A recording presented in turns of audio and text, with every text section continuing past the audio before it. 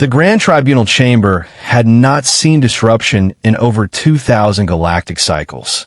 Here, under vaulted light arches and layered spires of crystalline lattice, decisions of extinction or assimilation were passed with calculated finality. The atmosphere inside was one of curated arrogance, supreme control cloaked in decorum.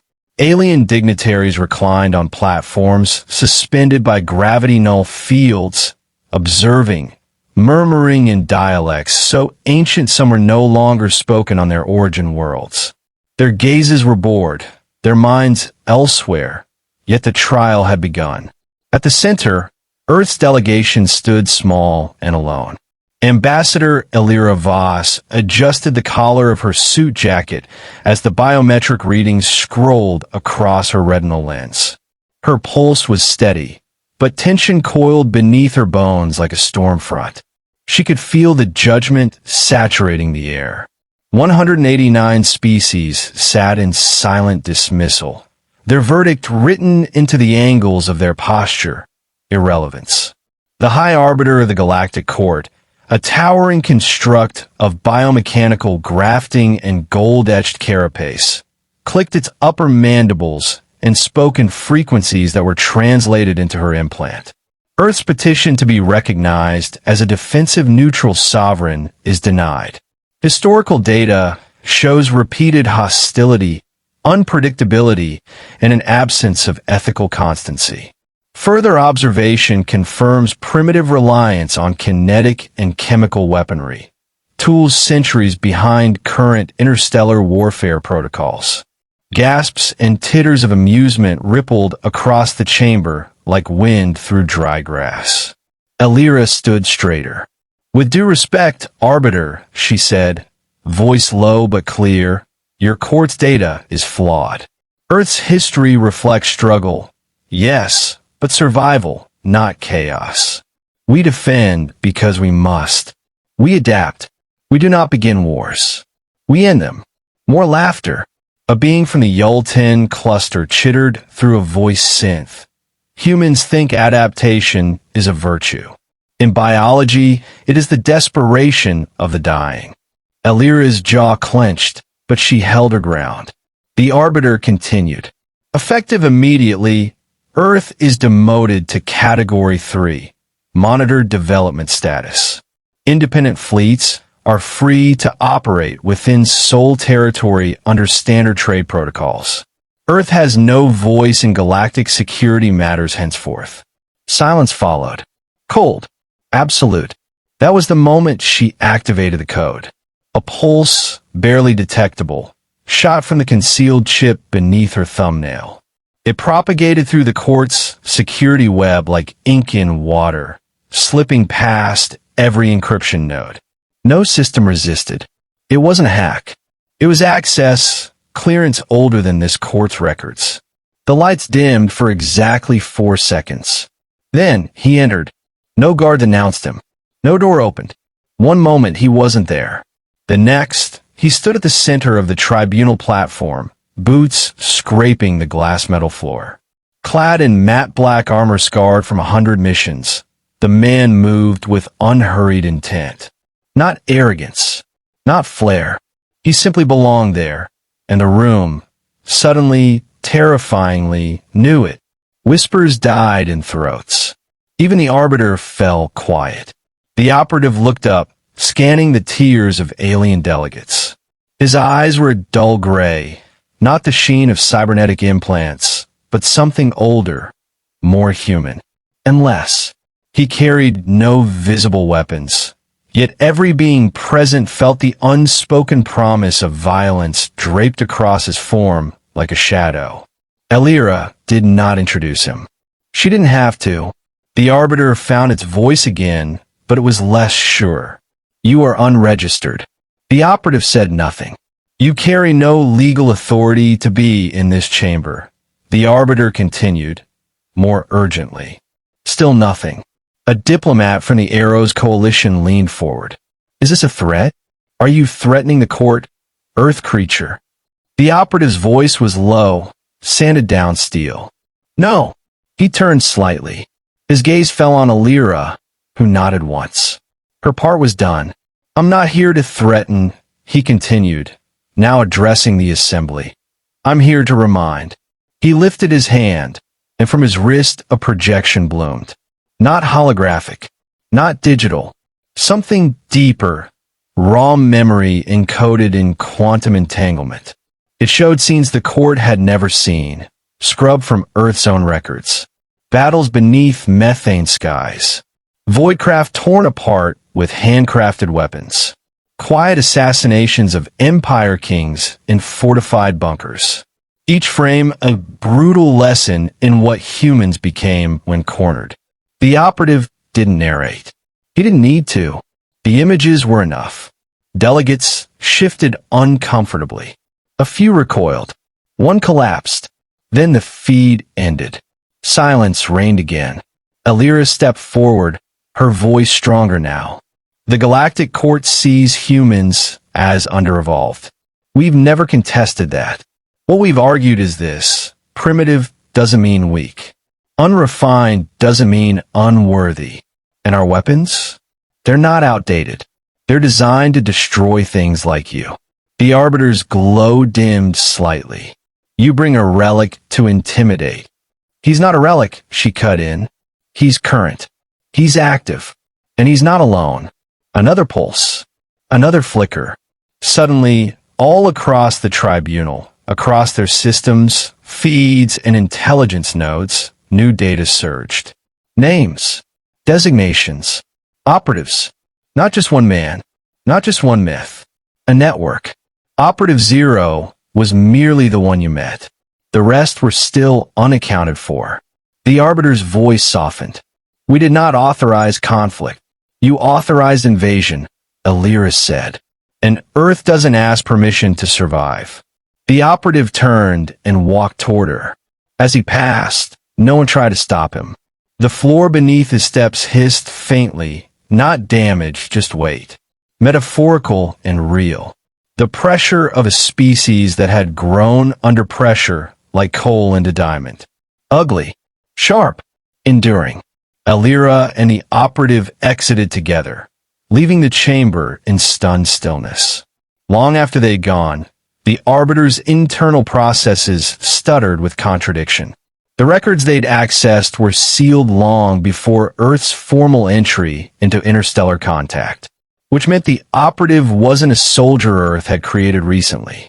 He was part of something the galaxy had never accounted for, never imagined could exist.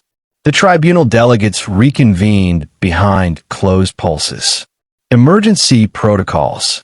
Reassessments. The myth had walked in, and he hadn't needed to fire a shot. In the hours that followed the tribunal incident, the entire galactic ring seethed with a tension it had never known. Broadcasts were blacked out. Internal communications throttled. Witnesses sequestered. The tribunal guard, elite by most standards, had been placed on emergency override. Their orders were simple: contain the Operative, dead or alive. Preferably dead. But they couldn't find him. Viex floated silently in a private chamber, his crystalline form refracting nervous pulses across a network of hovering shards. A hollow image of the Operative flickered above the surface, rendered from what few frames of visual data survived the incident. Most feeds had corrupted the moment he entered. Origin unknown. Gear profile undetectable. Viex muttered to himself. Power systems negative. Signature disruption suggests dimensional threading, or something else entirely. He paused the data and stared at the last still image. The figure stood surrounded by guards, moments before the automaton was dismantled like paper in a hurricane. There was no flourish to his movement, no display of pride. Only execution, precise, dispassionate, mathematical. Not a weapon, Viex whispered. A conclusion. Elsewhere in the ring, Ambassador Kepler paced inside the holding chamber they'd assigned him. Technically, he was a diplomat still, but the tribunal had revoked all Earth's privileges pending further evaluation. They hadn't arrested him, Yet, but neither had they released him. His mind raced with implications. He had not expected a show of force, and certainly not from him. He tapped a hidden implant behind his ear. The signal went out. A moment later, it returned with a cold hiss. "You're alive," came the operative's voice, unfiltered and real. "What the hell are you doing?" Kepler hissed. "They're locking down the station. They're preparing to retaliate." "They already retaliated," the operative replied. "Years ago. You just didn't notice. This is just their panic catching up. You killed a tribunal judge in front of the galaxy. I neutralized an active destabilizer. Check his private logs. He was colluding with expansionist elements in the Krethic swarm. Earth was scheduled for cleansing. I moved early." Kepler ran a hand through his graying hair. "This was supposed to be diplomacy. This is diplomacy, just not the kind you learned at the academy." The channel fell silent for a long moment. Then the operative spoke again, softer. "Do you trust me?" Kepler didn't answer immediately. "I trust you to finish what you start, but I don't know what that is." "You will. Soon." In a sealed vault below the tribunal core, High Arbiter Korax and two senior security consuls studied a three-dimensional recreation of the operative's intrusion. The data was grainy, jumpy, corrupted in places where logic failed to process what sensors had seen. He should not have been able to bypass the Tesseract shields. One consul croaked, its jellyfish-like limbs trembling. "He did," Korax said flatly. "He should not have been able to dismantle the Sentinel-class automaton." "He did." The Arbiter turned to face the two consuls. "Do you see the pattern here?" They said nothing. "This is not merely a human soldier," Korax growled. "This is a system failure. A crack in our assumptions. They've sent us something we do not understand." The jellyfish being hovered backward uneasily. "What do? We respond in kind. We bring in the counterforce." Even the air seemed to recoil at the name. "Is that necessary?" the other consul asked. "They were retired. They were archived. We'll wake one. Let them meet precision with precision." The lights dimmed as the chamber prepared a quantum channel, deep beneath security layers sealed since before the Galactic Court itself. Somewhere far beneath the core of the station, something old stirred. Meanwhile, the operative walked among the walls of the tribunal unseen. He passed through corridors, security fields, and scanned grids as though they weren't there. The armor he wore wasn't armor at all, not in the traditional sense. It was a shell of predictive intent, calculating outcomes in real time, folding him through dimensional strata too narrow for light to reach. He stopped outside a sealed archive room and reached for the panel. His hand hovered for just a moment, then plunged through solid metal, the surface rippling like liquid as the door yielded to his presence. He stepped inside, silent as entropy. The archive smelled like time. Rows upon rows of ancient judgments, exile declarations, planetary obliteration records. He moved between them until he found the one he sought. Earth, Preliminary Class D, Cultural Hazard. He accessed the file and embedded a data fragment of his own. Then he left, unnoticed. Elsewhere, Viex's scans hit a breakthrough. A sliver of uncorrupted frame from the earlier footage showed something. A glyph. The tiny white triangle. He enhanced it, matched it to galactic records. Nothing. He reran the search, this time against outlawed archives. A match. Old. Redacted. Tied to something predating the current tribunal era. A Terran project. Not military, not political.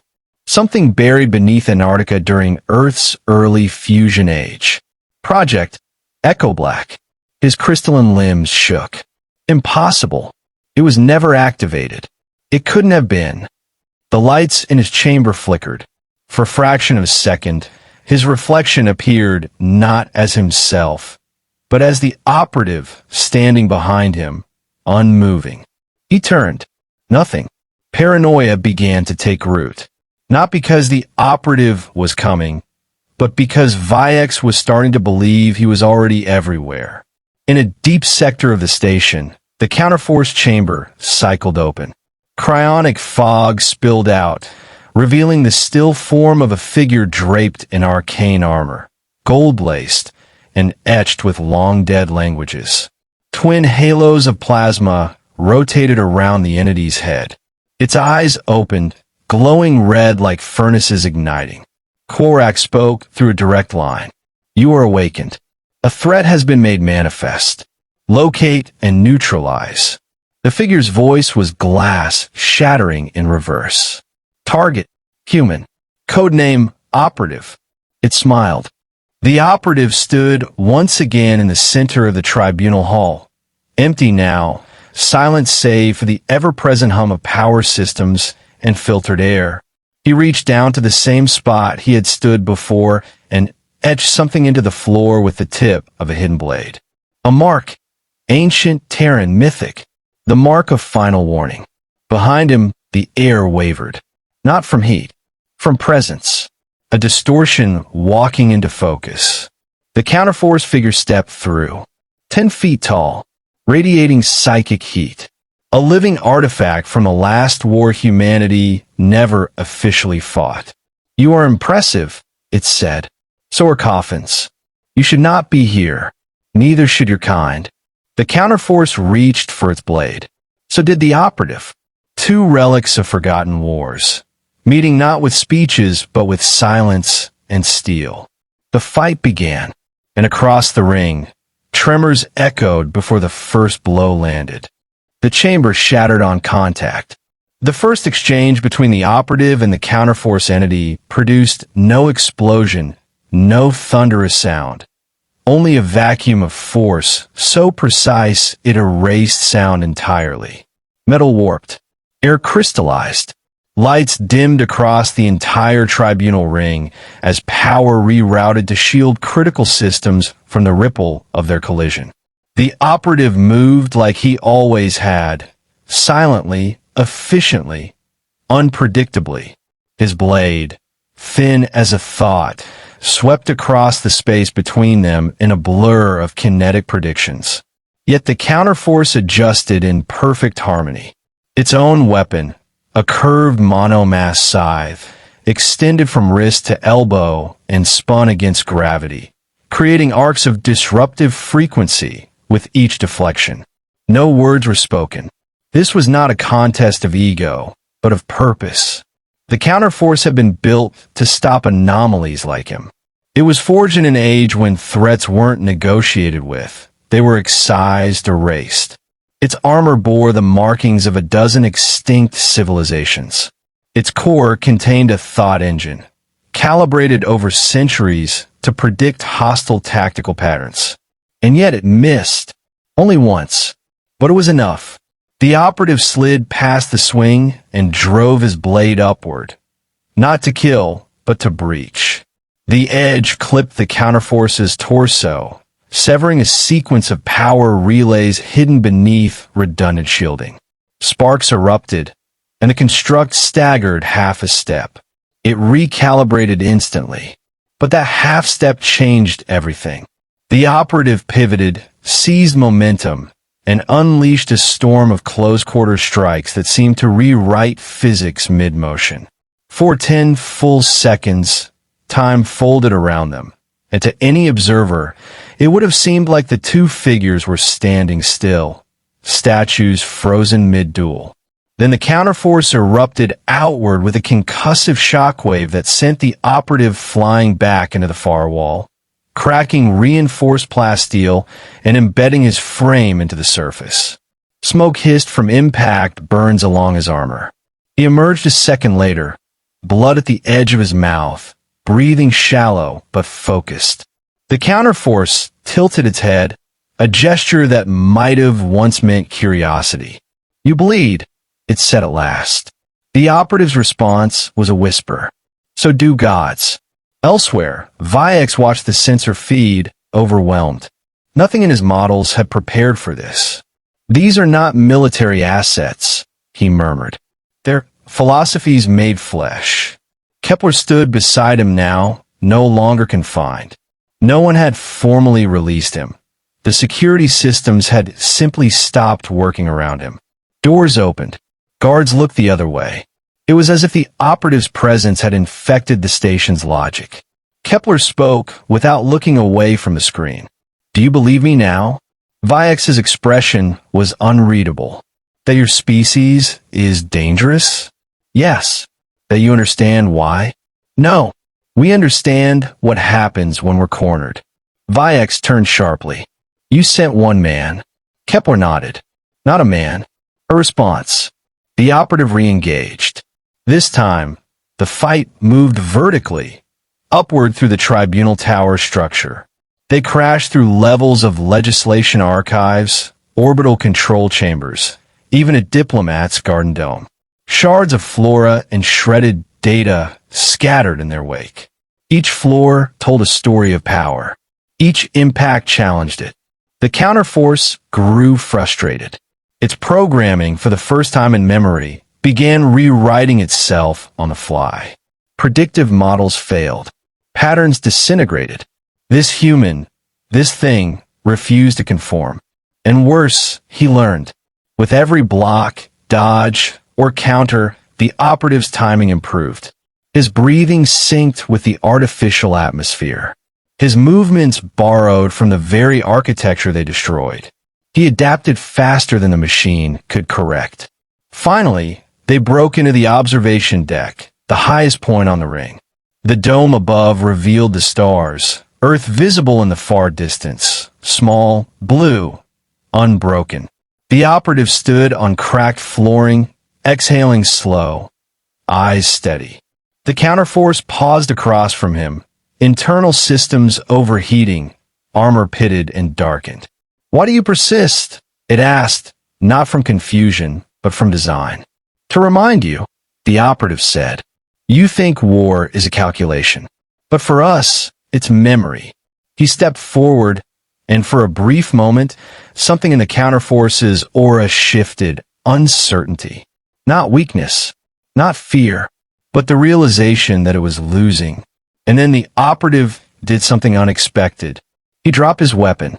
It clanged against the deck, lifeless. He raised both hands. The counterforce hesitated. Then the operative whispered a code. 3 syllables, ancient, encoded into subharmonic resonance. It wasn't a spell. It was a key. The counterforce twitched violently. Its posture shifted.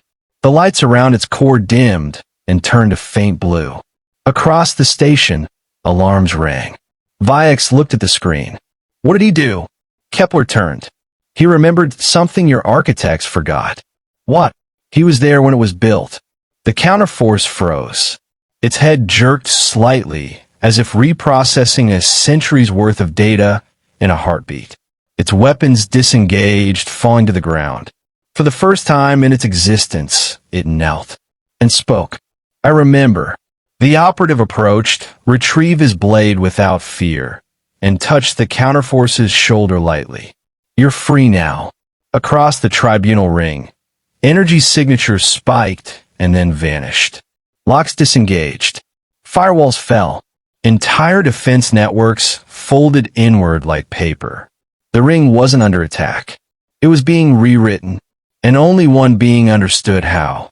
Kepler and Vayex watched the systems collapse. The latter reached out, stunned. "You're dismantling the heart of the galactic legal order." "No," Kepler said. "We're forcing it to evolve." Above them, the operative stood beside the kneeling counterforce. Through the transparent dome, the stars spun quietly, uncaring and eternal. The operative looked down at his old opponent, now ally. "You were never the weapon," he said softly. "You were the warning." The counterforce nodded once. "Then the warning has been delivered." As the system lights dimmed for a final time and the tribunal ring's command structure surrendered itself to something older than protocol, the operative vanished again. No flash, no trace, no sound. Only the soundless pressure left in his wake, as if the universe exhaled after holding its breath too long. And somewhere below, a tribunal judge who had survived whispered into a comm link, sent a message to the outer colonies. Earth is not to be provoked. The reply was trembling. What do we tell them? The judge stared at the burn mark on the floor of the Grand Hall. Tell them, he said, the operative walks. Viex stood alone in the echoing chamber of the tribunal's decimated heart, surrounded by the flickering remnants of once pristine control panels.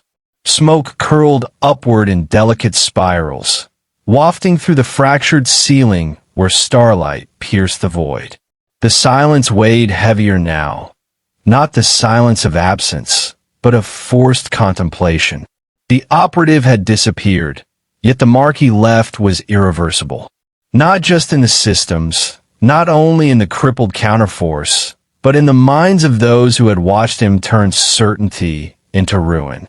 He paced the ruined floor with slow, deliberate steps, each one echoing as if walking through the remnants of an ancient cathedral.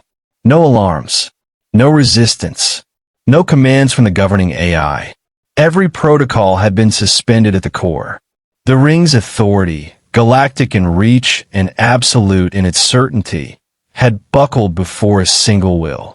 One human, from behind a fractured support pillar, Kepler emerged, hands behind his back, expression unreadable. His uniform remained unstained by the conflict, yet somehow he wore the weight of it more than anyone else. Viex regarded him with mixed fury and awe. Why didn't we stop him? Viex asked, his voice cracking. Why didn't you? Kepler approached, calm, precise. Because stopping him was never the point. Then what was?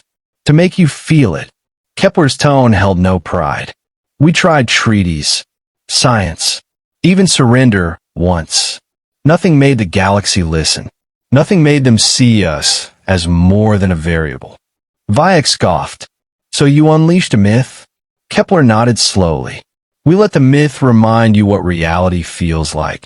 The sound of footsteps interrupted their exchange. A squad of guards entered. Not the tribunals, but human.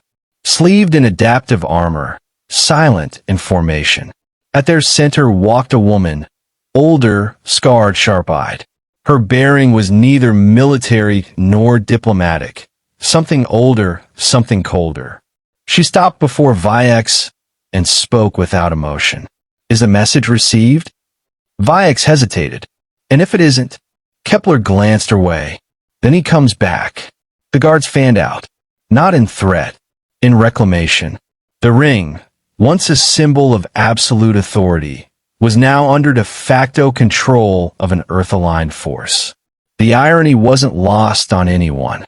Humanity, once considered a backwater anomaly of biological chaos, now sat at the epicenter of galactic attention and fear. But the operative wasn't present to witness it. His job had never been about empire.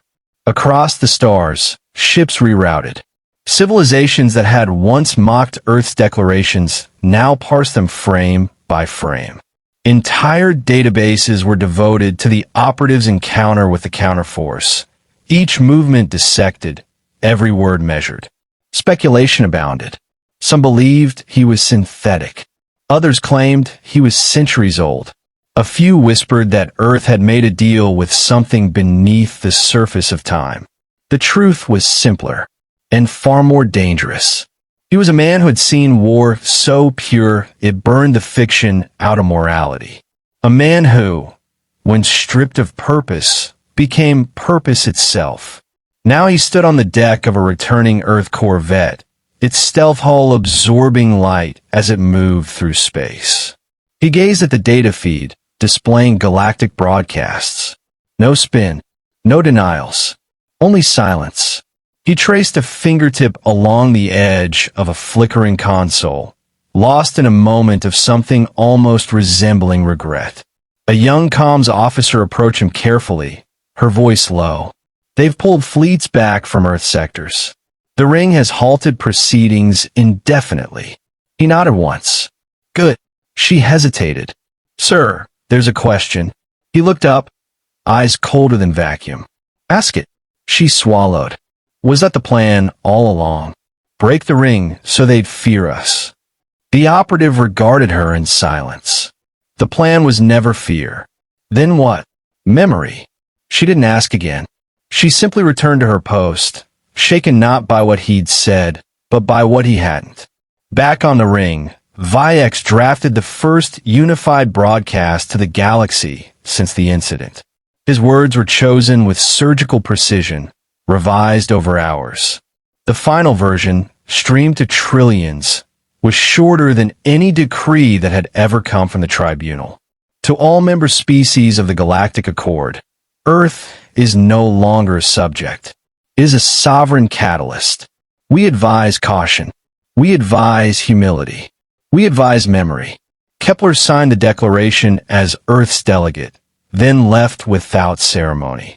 The woman who'd taken command of the human detail watched the broadcast from the former judge's hall, arms crossed. He did more than destroy them, she murmured. He infected their system with doubt. Kepler gave a dry nod. It's irreversible. And you're sure he won't go rogue? He never belonged to us. That night, in a remote sector beyond even classified jump maps, a single beacon lit up for the first time in centuries. The signal, undetectable to most known tech, pulsed at subtemporal intervals. It contained only 3 coordinates and 1 designation: operative, status green. Somewhere, in a place the galaxy did not have a name for, the operative listened. He sat in a quiet chamber of stone and steel, walls covered in artifact from forgotten wars. He looked not at weapons, but at names etched into metal. Names of the lost. Names of the chosen. His hand lingered on a blank space. Another name to be added, perhaps. Not his. Not yet. A projection blinked to life beside him. Kepler's voice spoke into the space. The ring is quiet, but others are waking. They want to know what you are. The operative leaned forward. Tell them, he said, I'm the first page of their history. The projection faded. He sat back, alone again. Galactic order, once written in stone, now hung in vapor. Across every system, debates raged not about law, but about humanity. About what it meant to provoke a species that didn't conquer, but reminded. That didn't rule, but remembered. The myth of human insignificance was gone, shattered under the quiet tread of a man without a title. And while the galaxy turned and reshaped itself, somewhere unseen, the operative waited. Not as a conqueror, not as a god, but as the inevitable conclusion of forgetting what war means to those who have survived too many. For now, the stars were still, but memory does not sleep.